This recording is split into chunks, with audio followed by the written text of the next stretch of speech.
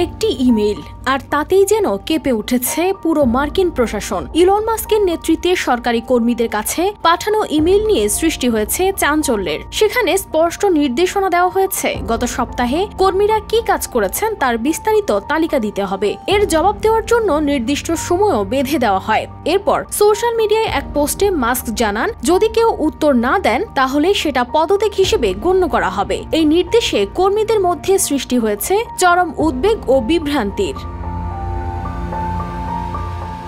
তবে কর্মীদের মাস্কের ইমেইলের জবাব দিতে নিষেধ করেছে ট্রাম্প প্রশাসনের গুরুত্বপূর্ণ সংস্থাগুলো। কারো কারো সন্দেহ, এই ইমেইলের পেছনে কি রহস্য লুকিয়ে আছে? এটা কি প্রশাসনিক নিয়ন্ত্রণ আরো কঠোর করার কৌশল, নাকি সরকারি চাকরিজীবীদের উপর চাপ প্রয়োগের নতুন অস্ত্র? কিন্তু এখানেই ঘটেছে আরেক নাটকীয় মোড়।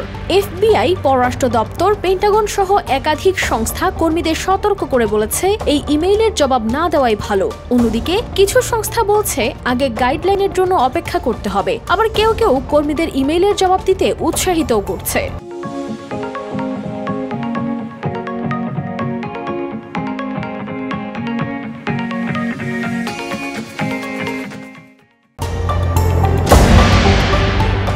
এই পরস্পর বিরোধী নির্দেশনার ফলে মার্কিন প্রশাসনে যেন শুরু হয়ে গেছে এক অদৃশ্য যুদ্ধ।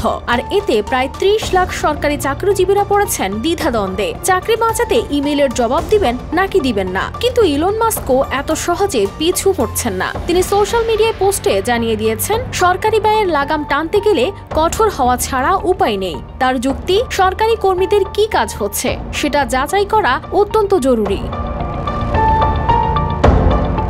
এদিকে নবনিযুক্ত FBI পরিচালক ক্যাশ প্যাটেল কর্মীদের আলাদা একটি ইমেইল পাঠিয়ে অনুরোধ করেছেন কোনো সিদ্ধান্ত নেওয়ার আগে অপেক্ষা করতে হবে। কিন্তু এখন প্রশ্ন হলো, এই সিদ্ধান্তের পরিণতি কি হবে? মাস্কের করা নির্দেশে কি হাজারো সরকারি কর্মী চাকরি হারাবে, নাকি প্রশাসনের চাপের মুখে এই সিদ্ধান্ত বদলানো হবে? এর উত্তর হয়তো সময়ই দেবে।